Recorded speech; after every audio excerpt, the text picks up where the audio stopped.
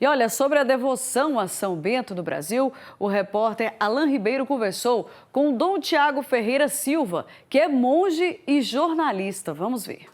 Uma vida dedicada à oração, à meditação e aos diversos exercícios para a santidade. São Bento é uma referência de que devemos nos voltar para o nosso íntimo para se conectar ao sagrado. E sobre esse santo da nossa igreja, eu converso hoje com o monge beneditino Dom Tiago Ferreira Silva. Bom, para a gente começar o nosso bate-papo, eu queria perguntar justamente da figura de São Bento. Qual a importância desse santo da nossa igreja para os dias atuais? Então, a importância de São Bento, para os nossos dias, precisamos, fazer alguns links, com a história de São Bento, né. São Bento surge lá no início, mesmo da formação da vida da igreja, por volta do século V, entre o século V e VI, né, surge São Bento com uma proposta inovadora para a época dele. A igreja tinha acabado de deixar aquela perspectiva primitiva dos seus primeiros séculos e estava já se solidificando, né, em outros territórios. Então, São Bento foi primordial para o desenvolvimento da Europa. O desenvolvimento da Europa acontece em torno dos mosteiros beneditinos, depois na Alta Idade Média, durante a Idade Média propriamente dita. Então, a vida, os vilarejos, os pequenos reinos naquela região que hoje é a Europa, se desenvolveram em torno dos mosteiros, né.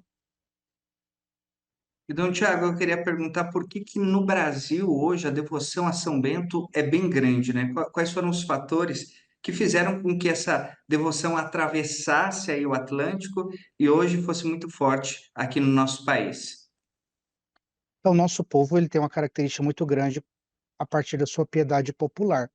E São Bento, a sua própria história, nós temos a fonte histórica de São Bento, que é São Gregório Magno, né, que foi um dos grandes papas da igreja. Ele que tem o registro histórico de São Bento.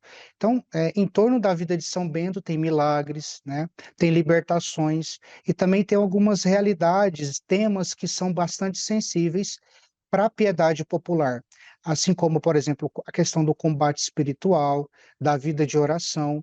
Então, São Bento, aí depois ele foi considerado, né, e até apelidado de o pai dos exorcistas, né, aqueles que buscam uma proteção contra, as forças do mal. Dom Tiago, eu queria perguntar agora sobre a medalha de São Bento. Qual que é o significado dela? Como ela surge? A medalha de São Bento, ela é tardia, no sentido que não tem relação com a época de São Bento. Ela surge bem depois, já nos séculos entre os séculos 12, 13 por aí, e no território que hoje nós entendemos por Alemanha, né, o país Alemanha. Lá que surge essa questão da medalha e que foi, autorizada pelo papa da época, com as inscrições das orações que, as pessoas, colocam e confiam que foi São Bento que as fizeram. Uma outra curiosidade sobre São Bento, que ele teve uma irmã que também é santa, Santa Escolástica. Qual que é a relação que um tem com o outro e como um foi o exemplo do outro nessa vida de santidade? Então, os 2 sempre, de família nobre, muito devotos, a família devota, né. E aí São Bento vai para os estudos, e a sua irmã também muito dedicada à oração. E eles eram irmãos gêmeos. Então, São Bento acaba depois se tornando monge, ele vai, construir a vida em comunidade dos mosteiros, e depois a sua irmã, inspirada por ele, também vai fundar, junto com ele, o ramo das monjas e irmãs beneditinas que nós entendemos hoje. Então, ela ficou responsável pelo ramo feminino da vida monástica beneditina e São Bento, o ramo masculino, né. E eu pesquisei um pouco sobre a vida de São Bento e eu vi que ele tinha uma regra. O que que seria essa regra? Então, a regra de São Bento, ela é composta, por vários capítulos, e dentro desses capítulos tem toda a organização de como deve ser a vida do monge no mosteiro.